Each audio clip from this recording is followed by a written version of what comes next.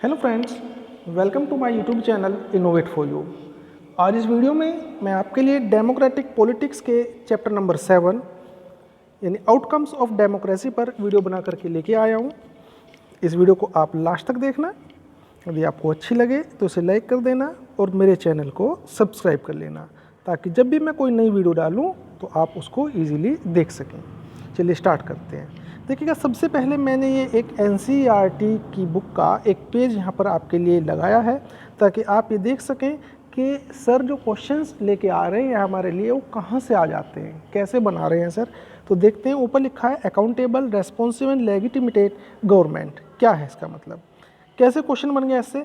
Does a democracy produce, कि एक democracy में accountable, responsive and legitimate government आती है, पैदा हो जाती है। इसका आंसर देखते हैं क्या है।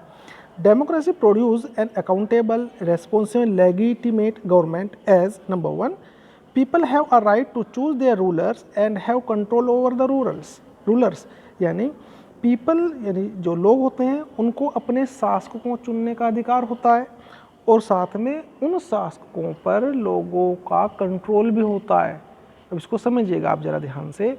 आप वोटिंग के थ्रू अपने रिप्रेजेंटेटिव जो होते हैं उनको चुनते हैं, और यदि आप उनके वर्क से सेटिस्फाई नहीं होते हैं तो नेक्स्ट इलेक्शन में उनको आप उतार देते हैं गद्दी से। ठीक है, तो इस तरीके से आपका उनके ऊपर कंट्रोल भी होता है। Number 2, when ever possible and necessary they should participate in decision making on issues that effect them all. यानी कि जब संभव हो और आवश्यक हो वो पार्टिसिपेट भी करते हैं डिसीजन मेकिंग में, जो और ऐसे मुद्दों के लिए जो उनके ऊपर इफेक्ट डालते हैं। ठीक है, नेक्स्ट देखिएगा, democracy produces a government which is accountable to the citizen. यानी डेमोक्रेसी एक ऐसी गवर्नमेंट को भी प्रोड्यूस करती है जो कि अकाउंटेबल होती है सिटीजन्स के लिए, यानी लोगों के लिए। Democracy is based on the idea of liberation and negotiation. अब इसका मतलब समझिएगा आप, डेमोक्रेसी ये एक आइडिया है, वो है आज़ादी का। डेमोक्रेसी में सबको आज़ादी होती है, सबको बोलने की, खाने की, पीने की, नौकरी करने की, इधर उधर जाने की, अपना भाषण देने की। तो एक तरह लिबरेशन है, एंड नेगोशिएशन मतलब बातचीत। तो लोगों को इसकी यहाँ पर आज़ादी दी जाती है। तो डेमोक्रेसी का आधार ही ये सब चीज़ है। Number last, decision making is based on norms. जो डिसीजन मेकिंग होता है, जो डिसीजन लिए जाते हैं, वे आधारित होते हैं मानदंडों पर। नॉर्म्स मतलब कुछ एक उनके नियम कायदे कानून होते हैं, उन पर बेस्ड होते हैं। And produce and it's transparency, और ट्रांसपेरेंसी पर ये बेस होते हैं, यानी पारदर्शिता होती है।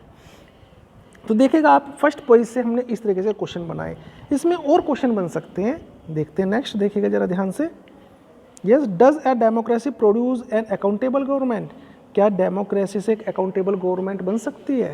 यस, बिल्कुल बन सकती है। Democracy produce an accountable government as it is the government of the people and made by the people and for the people.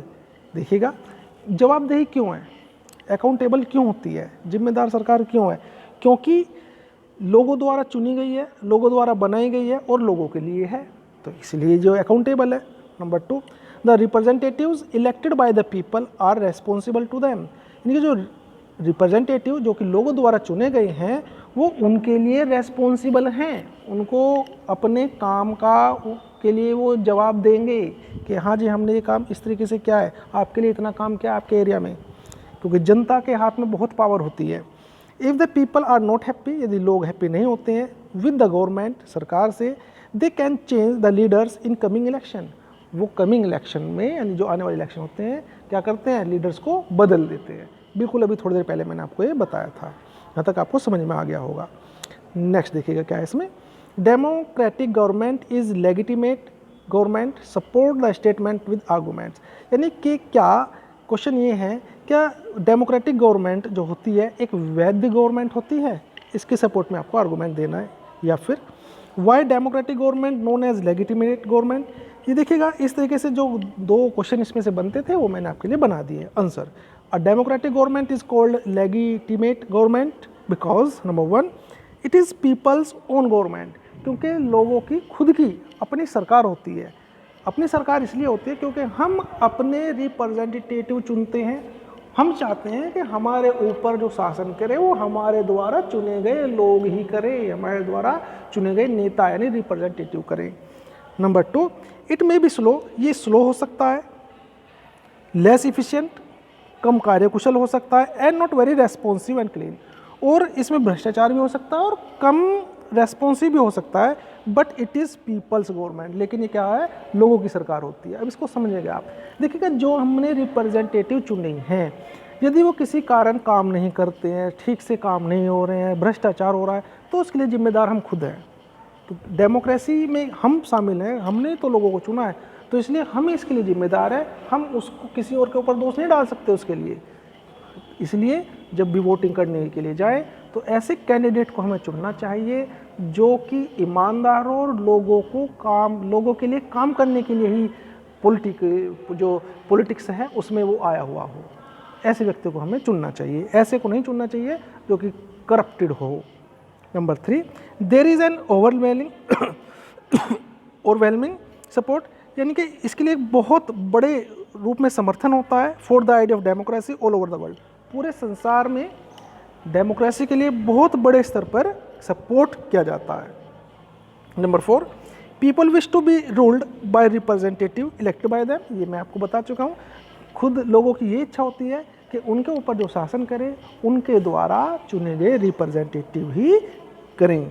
तो देखिएगा यहाँ तक आपको ये समझ में आ गया होगा। Democracy ability to generate its own support make it more legitimate. कैसे? डेमोक्रेसी की खुद की एक एबिलिटी है, डेमोक्रेसी में खुद एक क्षमता है कि वो अपने लिए जनरेट कर लेती है सपोर्ट।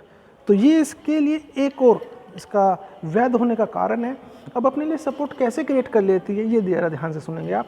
देखिएगा, हम डेमोक्रेसी में यानी प्रजातंत्र में हमें आज़ादी दे रखी है कि हम अपने प्रतिनिधि को चुने, उन्हीं के द्वारा हमारे ऊपर शासन हो। यदि वो कोई भी काम नहीं कर रहे हैं तो हम उनके लिए उनको नेक्स्ट टाइम के लिए पनिश करें। पनिश का मतलब क्या है? उन्हें चेंज कर दें। तो क्योंकि लोग खुद इस चीज़ को करते हैं तो लोग एक दूसरे का सपोर्ट करते हैं इस चीज़ के लिए, है ना, कि भाई जो हमने पार्टी चुनी, जो हमने नेता चुना वो ठीक नहीं है या फिर ठीक है, तो उस चीज़ के सपोर्ट होता है। तो इसलिए ये मोर लेजिटिमेट हो जाता है। आज की वीडियो में इतना ही। Thanks for watching. Next video आपके लिए जल्दी से मैं लेकर के आऊँगा। तब तक आप अपनी पढ़ाई बहुत अच्छी तरीके से करते रहिएगा। Thanks for watching.